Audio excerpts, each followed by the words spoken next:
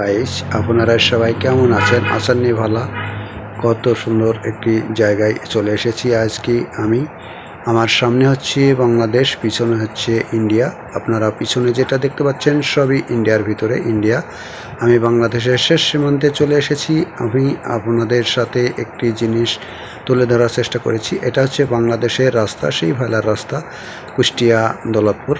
অনেক সুন্দর একটি জায়গা, যে জায়গায় অনেক মানুষ দূর দূরান্ত থেকে এসে অনেক আনন্দ করে এবং উপভোগ করে।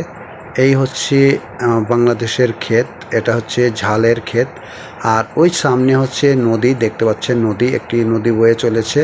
নদীটার নাম হচ্ছে মাথাভাঙ্গা নদী। অনেক সুন্দর একটি জায়গা। ওই পাশে ইন্ডিয়া, এই পাশে বাংলাদেশ।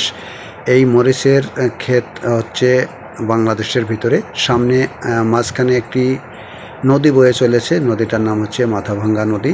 তার ওই পাশে দেখতে পাচ্ছেন সামনে ইন্ডিয়া, বাংলাদেশের শেষ, ইন্ডিয়া শুরু। এখন আপনাদের কাছে ভিডিওটা কেমন লেগেছে? দর্শক, আমার কাছে তো অনেক সুন্দর লেগেছে, অনেক ভালো লেগেছে। আপনাদের কাছে যদি একটু ভালো লেগে থাকে তাহলে অবশ্যই ভিডিওটা অন্যকে শেয়ার করে দেখার সুযোগ করে দেবেন এবং আমাকে ভালোবেসে পাশে থাকবেন। এরকম নতুন নতুন ভিডিও যেন আপনাদের উপহার দিতে পারি।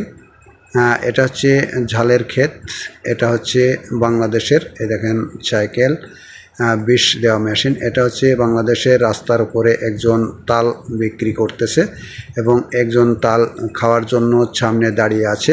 এটা বাংলাদেশের রাস্তা। এই রাস্তাটা চলে গেছে মহেশকুণ্ডি, পিছনে হচ্ছে বিলগেথুয়া, কুষ্টিয়া জেলার ভিতরে। এটা বাংলাদেশের শেষ সীমান্তে। এই মানুষটার পিছনে দেখেন, এটা হলো বাংলাদেশের ক্ষেত।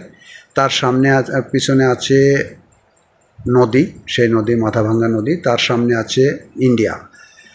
এগুলো সবই হচ্ছে বাংলাদেশ, এটা বাংলাদেশের রাস্তা। আর এই জমিনগুলো হচ্ছে ইন্ডিয়া, বাংলাদেশের জমিন। তার সামনে মাঝখানে শুধু একটি নদী বয়ে চলেছে, সে নদীর ভিতরে হাঁটু পানি আছে। অল্প সামান্য পানি পার হলেই কিন্তু ইন্ডিয়া। আপনারা দেখতে পাচ্ছেন ওই সামনে সবগুলোই ইন্ডিয়ার জায়গা।